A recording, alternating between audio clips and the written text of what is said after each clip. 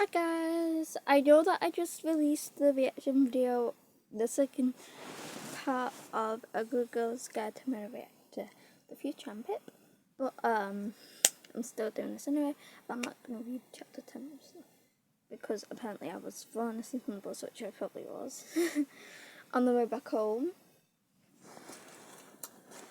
Yeah, we went to dinner and we got this, and you might recognise this mask. I'm going to post a YouTube short of it after I finish this video. So it's 2010, which means it's 8:10, and we have till 16.36 to film the video. So let's go up to chapter 10.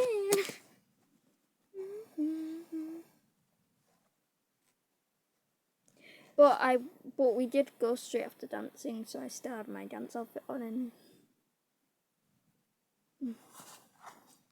Chapter 10, The Further Adventures of Toad. So I'm gonna have to see how many pages there's.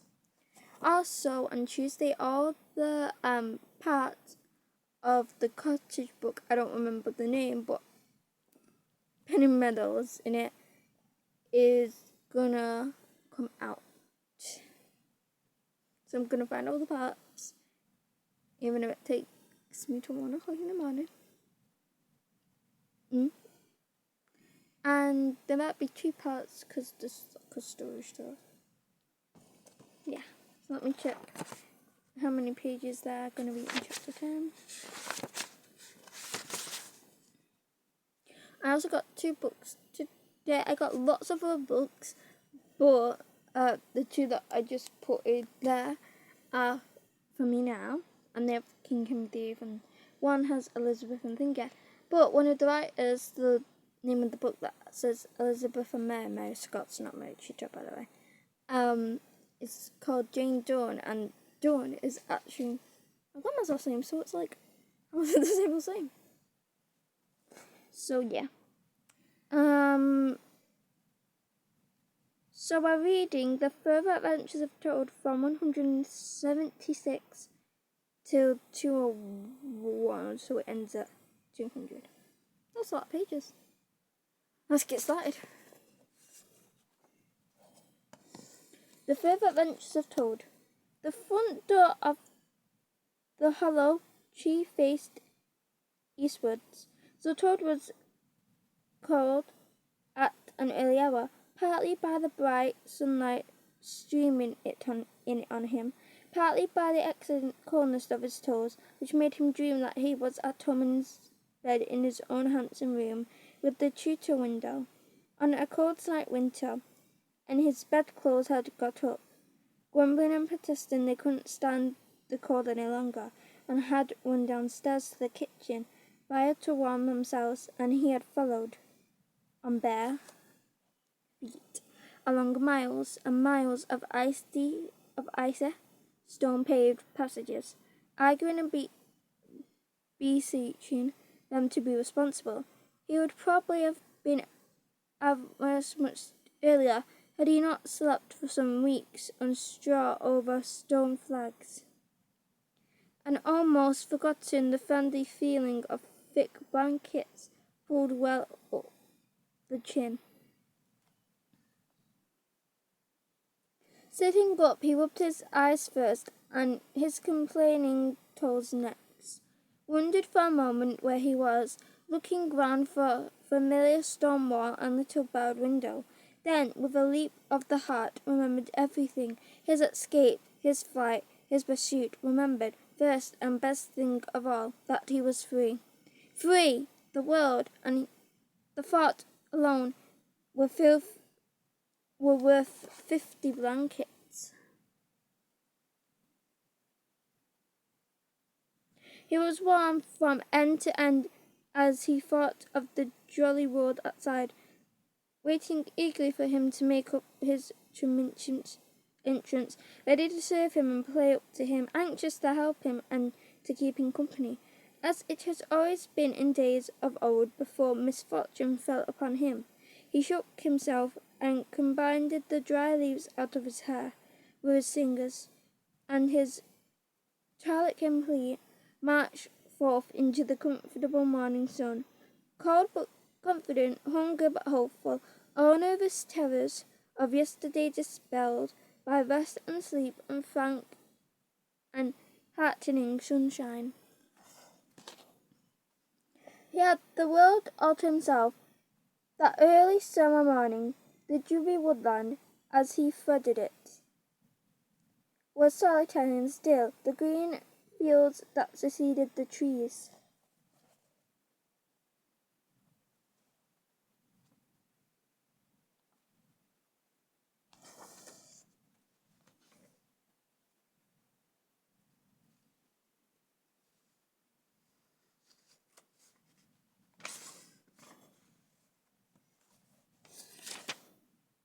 Trees were his own to do as he liked with. The road itself, when he reached it, in that loneliness that was everywhere, seemed, like a stray dog, to be looking anxiously for company. Toad, however, was looking for something that could talk and tell him clearly which way he ought to go. It is all very well when you have a light heart and a clear conscience and money in your pocket, and nobody scrunning the country for you to drag you off to prison again, to follow where the road beckons and points, not caring whither. The particular Toad cared very much indeed, and he could have picked the road for its helpless silence with when every minute was of importance to him. The reserved recent road was particularly joined by a shy little brother in the shape of a can antler, which took its hand and obliged along by itself in perfect confidence, but with the same tongue-tied, uncommunicative attitude towards strangers. Bother them, said Toad to himself, but anyhow, one thing's clear, they must both be coming from somewhere and going to somewhere. You can't get over that, Toad, my boy. So he marched on patiently by the water's edge. After this, I'm going to extend. After I do, I'm going to get round a bend in the antler came plodding a solitary horse, stopping forth as if in an anxious thought. From rope trees attached to his collar stretched a long line, taut, but dipping with his stride, the further part of it dripping pearly drops. Toad let the horse pass and stood waiting for what the fates were sending him.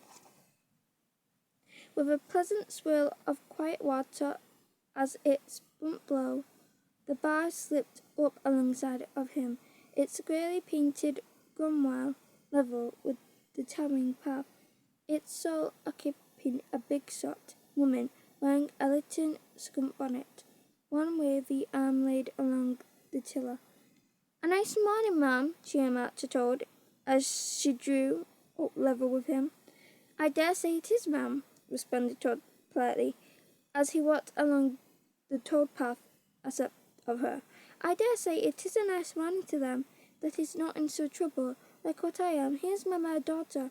She sends off to mamma's haste to come to her at once. So off I come, not knowing what may be happening or going to happen, but fearing the worst, as you will understand, ma'am, if you're mother too. And I've left my business to look after itself.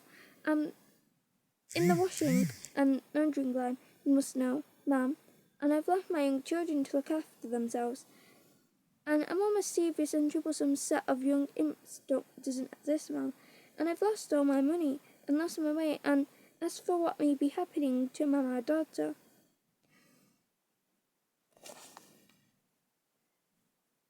why, I don't like to think of it, ma'am. I'm saying, ma'am, so, the thing at the top, not, ma'am, as in mum. Where might my daughter be living? ma'am?" asked the badged woman. "She lives near to the river, ma'am," replied Toad, "close to a fine house called Toad Hall. That's somewhere here, abouts in these parts. Perhaps you have heard of it?"